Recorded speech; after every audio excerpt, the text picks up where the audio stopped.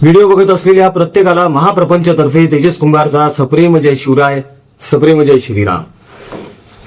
मध्यंतरी रोहित पवार यांनी खूप थैथयाट केला.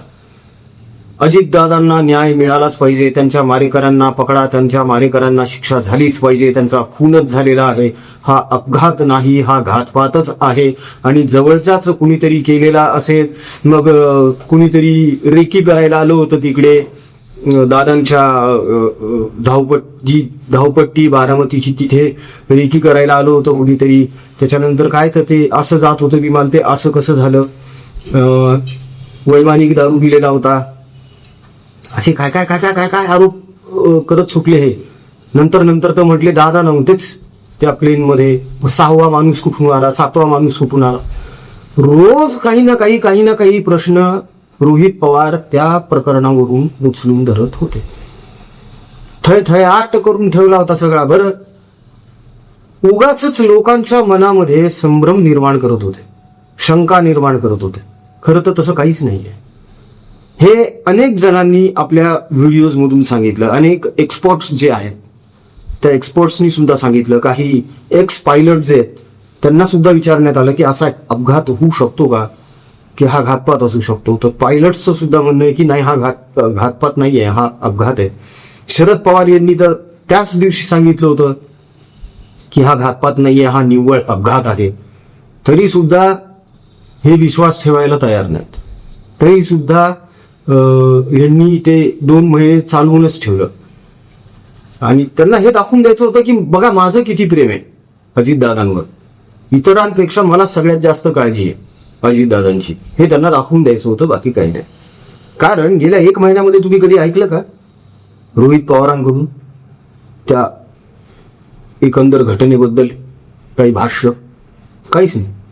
वेगवेगळे भाष्य येत आहेत. आता टनेलवर बोलताय, शेतकऱ्यांची कर्जमाफी, मध्येच अजून काहीतरी वेगळंच काढतात.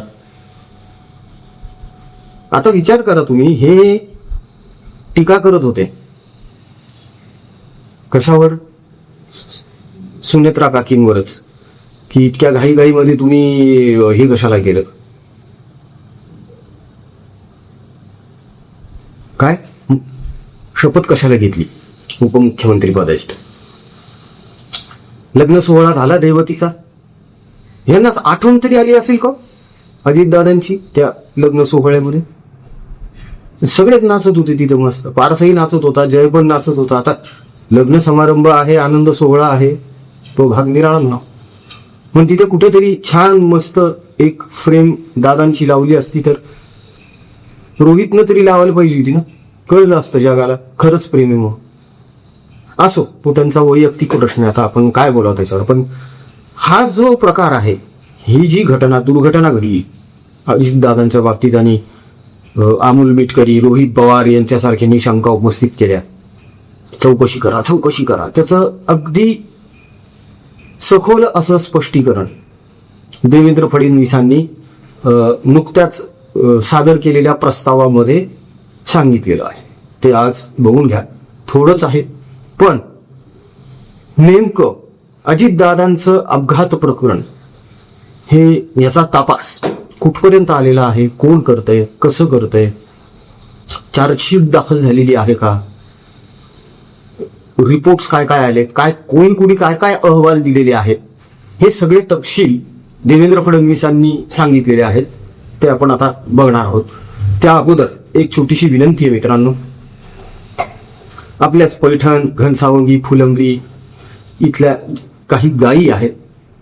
हायवेवर वाहनं जातात, ट्रक जातात, टेम्पो जातात, थडका लागतात. काहींचे जबडे तुटलेत, काहींचे पाय तुटलेले आहेत. त्या बिचाऱ्या गायींना उपचारांची खूप गरज आहे. आपल्याच गोमाता आहेत, त्यांची पण सेवा गरजेची आहे.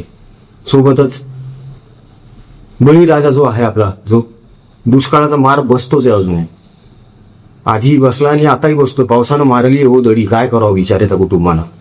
जगाला पिकून खाऊ घालतात, घरच्यांना पिकून खाऊ घालायला काही नाही त्यांच्याकडे. तेव्हा त्यांना किराणा सामानाचे किट पोचायचे आहेत.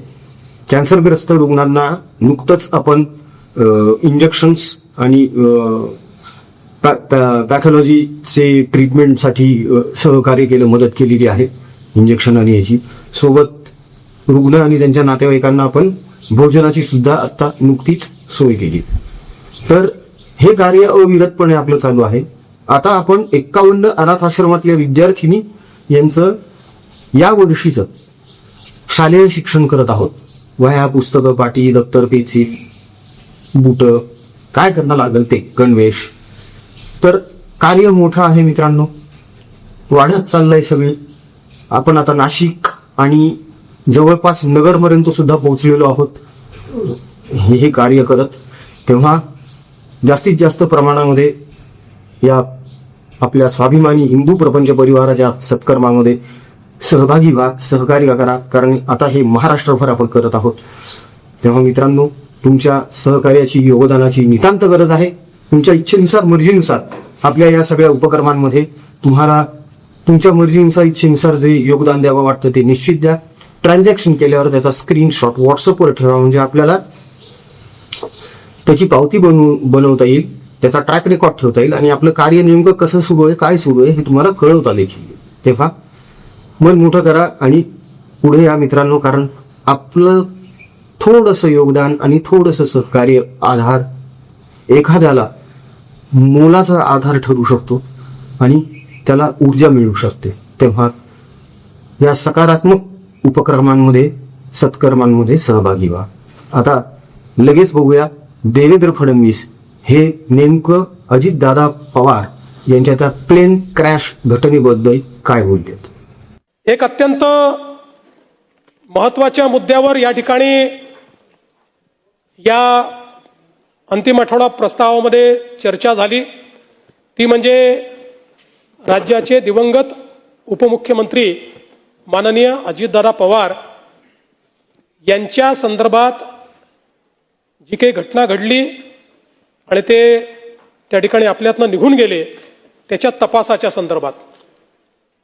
पहिल्यांदा तर या ठिकाणी मी स्पष्ट करू इच्छितो की 2 प्रकारे तपास चाललेला आहे.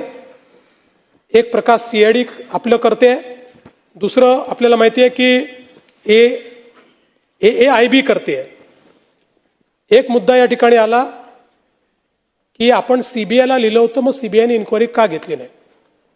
CBIने हे स्पष्टपणे सांगितलेलं आहे की AIBचा जो रिपोर्ट आहे, हा रिपोर्ट यातला महत्त्वाचा आहे. तो आल्यानंतरच हा तपास आम्ही घेऊ शकतो, त्याच्या आधी आम्ही काही घेणार नाही. त्यामुळे त्याची आपण वाट पाहतोय.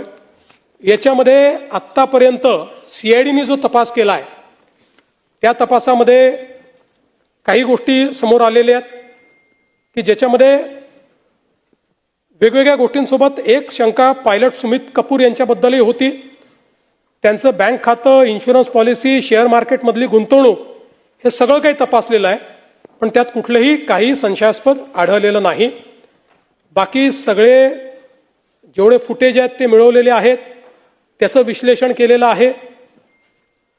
जे काही अवेलेबल साक्षी पुरावे आहेत ते तयार केलेले आहेत. पण अर्थातच या ठिकाणी AIBचा रिपोर्ट हा महत्त्वाचा आहे. त्याही संदर्भातली माहिती मी घेतली आणि त्या माहितीमध्ये हे सांगण्यात आलेलं आहे की जेवढे काही त्या ठिकाणी इक्विपमेंट्स होते, जे डाउनलोड करायचे होते, ते 100% डाउनलोड झालेले आहेत. आता त्याच्यामध्ये कुठलीही अडचण नाही. जे रिकन्स्ट्रक्ट करून डाउनलोड करायचं होतं ते पण झालेलं आहे. त्यामुळे ब्लॅक बॉक्स असेल किंवा दुसरा जो काय बॉक्स आहे ते सगळं झालेलं आहे. आणि एक प्रिलिमिनरी रिपोर्ट आपल्या समोर त्यांनी आणलेला आहे. मी आज केंद्र सरकारशी देखील चर्चा केली आणि केंद्र सरकारला आणि मंत्रालयाला आणि माननीय मंत्री महोदयांना मी विचारलं की साधारण हा सगळा रिपोर्ट किती दिवसात अपेक्षित आहे. त्यांनी मला हे सांगितलं की साधारणपणे जानेवारीपूर्वी हा रिपोर्ट येईल, अंतिम रिपोर्ट जो आहे. आणि हाच रिपोर्ट सगळ्यात महत्त्वाचा आहे. हा रिपोर्ट आल्यानंतरच, आणि जसं काल रोहित पवार म्हणाले 3-3, 4-4 वर्ष लागतात, हे खरं आहे. पण या केसमध्ये स्पेशली आपल्या केंद्र सरकारने विनंती केली आहे, कारण परदेशातले सगळे तज्ज्ञ याच्यात घेतलेले आहेत, अमेरिकेतली एजन्सी आपण याच्यामध्ये घेतलेली आहे, आणि म्हणून त्यांना विनंती केली आहे आणि त्या सगळ्यांनी ते मान्य केलं आहे आणि म्हणून आपण म्हणजे दुर्दैवाने असं म्हणू नये, पण दादांची जी काही पुण्यतिथी येईल त्याच्या अगोदर हा रिपोर्ट यावा अशा प्रकारचा प्रयत्न, आणि तो रिपोर्ट येईल. आणि हा रिपोर्ट आल्यानंतर मग सीबीआय असेल किंवा सीआयडी पण असेल, आता सीआयडी पण त्याच्यावरच अडकलेलं आहे, कारण वर काय घडलं हे या रिपोर्टशिवाय समजूच शकत नाही. ते धागेदोरे याच्यातच मिळणार आहेत. आणि म्हणून मला असं वाटतं की कोणी हा विचार करण्याची आवश्यकता नाही. आमचं सातत्याने याच्यावर लक्ष आहे, केंद्र सरकारचंही लक्ष आहे. केंद्र सरकार योग्य पद्धतीने त्या गोष्टी करते. एक त्यांनी मुद्दा मांडला की आम्ही कर्नाटकात FIR केला, तो तुम्ही CIDला पाठवून दिला. पुन्हा एकदा समजावून सांगतो की ते तर जाऊ द्या, म्हणजे ते इंटरस्टेट FIRचं तर मी मागच्या वेळेसच सांगितलं. FIR नंतरची प्रोसेस काय आहे? FIR नंतरची प्रोसेस आहे चार्जशीट करणे. त्याकरता चार्ज तयार करावा लागतो. FIR मध्ये तुम्हाला कोण दोषी आहे हे FIR नंतर फायनल करावं लागतं, की बाबा देवेंद्र फडणवीस आहे, जयंत पाटील आहे, रोहित पवार आहे, कोणीतरी जो कोणी असेल त्याला दोषी, आणि त्याच्यावर चार्ज फ्रेम करावा लागतो. तर त्या FIRला अर्थ आहे. तो चार्ज फ्रेम करण्याकरता पहिल्यांदा तुम्हाला इनिशियली कोण दोषी आहे हे ठरवावं लागेल. ते जोपर्यंत AIIBचा रिपोर्ट येत नाही तोपर्यंत तुम्ही ठरवू शकत नाही. आणि म्हणून हा जो काही या ठिकाणी म्हणजे तुम्हाला वाटतं तुम्ही पायलटवर करा म्हटलं, तो रोहित काय नाव तुझं, तो कंपनीचा मालक त्याच्यावर करा म्हटलं, तुम्हाला त्याच्याकरता हे प्रिलिमिनरी इन्क्वायरी लागेल ना. आणि प्रिलिमिनरी जो काही आता जो पहिला रिपोर्ट आला त्याच्या आधारावर करता येतं का? नाही करता येत. त्यामुळे फायनल रिपोर्ट तुम्हाला यावा लागेल. भावना महत्वाचीच आहे, पण शेवटी कायदा भावनेने चालत नाही. उद्याला कोर्टात गेला, कोर्टातनं 1 मिनिटात कोर्ट सांगेल की असं कसं तुम्ही केलं, आणि मग चपराक बसेल आपल्याला. म्हणून मी पुन्हा सांगतो, या प्रकरणाचं सत्य बाहेर आल्याशिवाय आम्ही चूप बसणार नाही. काही झालं तरी ते सत्य बाहेर आणू. त्याकरता त्याचा जो काही योग्य पाठपुरावा आहे तो पाठपुरावा देखील करू.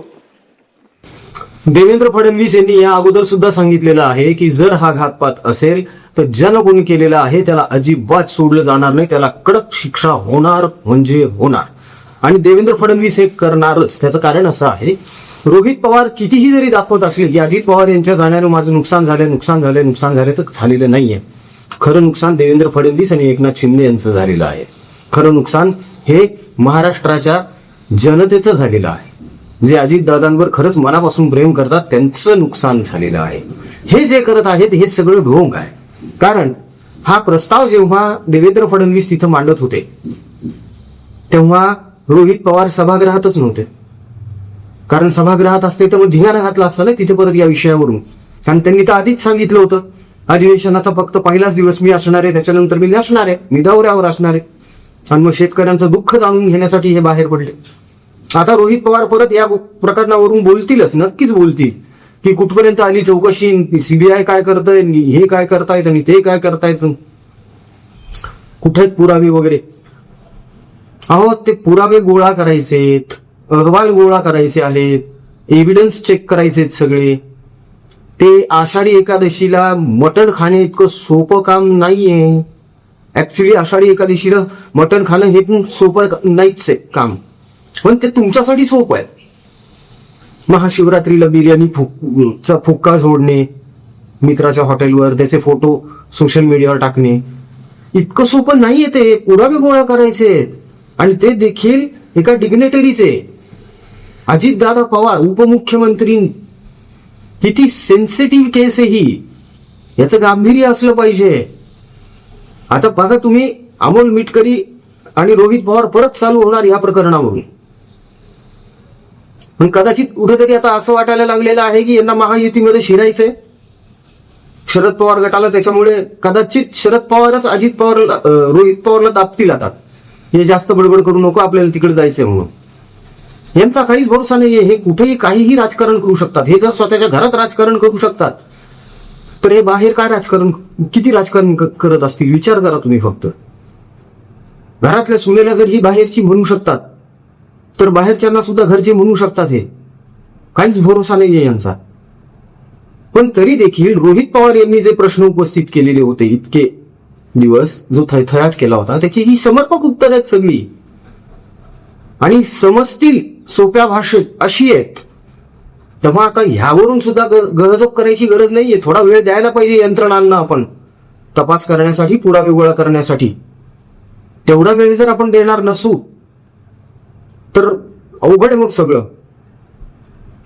बाकी गोष्टी तुम्हाला फार फास्ट लागतात, हो लगेच पाहिजे असतं तुम्हाला सगळं. मग इथे काय, इथे कुठं घोडं पेंड खाते. थोडा धीर धरा. रोहित पवारांनी येईल, सत्य समोर येणार आहे, आणि जो कोणी दोषी असेल त्याला शिक्षा होणारच आहे. खर तर अहवाल, प्राथमिक अहवाल जे आलेले आहेत त्या प्राथमिक अहवालांमध्ये तर हेच नमूद करण्यात आलेलं आहे की घातपाताची शक्यता वाटत नाहीये. हा अपघातच दिसतोय प्रथमदर्शनी. प्रायमाफिसी हा अपघात दिसतोय, अपघात वाटतोय. तरी सुद्धा खोलात जाऊन याची चौकशी सुरू आहे. चौकशी थांबलेली नाही, हे रोहित पवार यांनी ध्यानात घेतलं पाहिजे. का दिलं प्रकरण सोडून, संपलं, आटलं प्रेम दादांवरचं, तर एकदा विचारायला पाहिजे रोहित पवार यांना जाऊन. मित्रांनो, तुम्हाला काय वाटतं? गेले दादांच्या अपघातानंतर 2 महिने 3 महिने रोहित पवारांनी थैथयाट केला आणि त्यानंतर तो विषयच सोडून दिला. त्यानंतर ते त्यावर काही बोललेच नाही, चौकशी पण केली नाही की बाबा प्रकरण कुठपर्यंत आलंय, तपास कुठपर्यंत आलाय, याची सुद्धा माहिती घेण्याची तसदी त्यांनी घेतली नाही. नाहीतर मग मीडिया समोर येऊन परत स्टंटबाजी केली असतीच ना काही, पण नाही केली. याचाच अर्थ दुर्लक्ष केलेलं आहे त्या प्रकरणाकडे यांनी. यातूनच दिसून येतं यांचं ढोंग होतं ते सगळं. ते जे रडणं वगैरे होतं कॅमेरा समोर येऊन गळा काढणं, ते मगरीचे अश्रू होते का? मला तर शंका आलीये, घडी आली असू होते म्हणून. तुम्हाला या बाबतीत काय वाटतं कमेंटमध्ये नक्की कळवा मित्रांनो. जाता जाता फक्त एक विनंती करून जातो. बघा, सुरुवातीलाच मी आवाहन केलेलं आहे, काही गोमाता आहेत ज्यांचा अपघात झालाय. 51 अनाथ आश्रमातल्या विद्यार्थिनींचं शालेय शिक्षण, दुष्काळानं ग्रस्त आपल्या बळीराजाच्या कुटुंबाला किराणा सामानाचं किट देणं, कॅन्सरग्रस्त रुग्णांचे औषधोपचार आणि त्यांच्या भोजनाची सोय, हे आपण सातत्यानं करत आहोत. या परिवाराच्या कार्यामध्ये आपलाही सहभाग, सहकार्य, पाठिंबा आणि योगदान असावं अशी प्रांजळ अपेक्षा, निर्मळ अपेक्षा आपण सगळं निस्पृह आणि निस्वार्थ भावनेनं करत आहोत. 1-1 रुपया आपण याच कामांमध्ये लावत आहोत मित्रांनो. तेव्हा आपल्या थोड्याशा सहकार्यानं जर कोणाला आधार मिळत असेल, ऊर्जा मिळत असेल, नवी उमेद मिळत असेल जगण्याची, तर काय हरकत आहे करायला. हाच सामाजिक बांधिलकीचा विचार करून आपल्या परिवारानं हे कार्य सुरू केलेलं आहे. तेव्हा आपण आधी पण करत आलेलो आहोत, आता पण करतोय. आता तर 3 वर्ष झालेत आपल्या परिवाराला. तेव्हा या परिवाराच्या कार्यामध्ये आपलाही सहभाग असू द्या, ही विनंती आहे. जीपे, फोनपे क्रमांक तुमच्या स्क्रीनवर आहेत, त्यावर तुमच्या इच्छेनुसार, मर्जीनुसार तुम्हाला जे योगदान द्यावंसं वाटतं ते निश्चित द्या.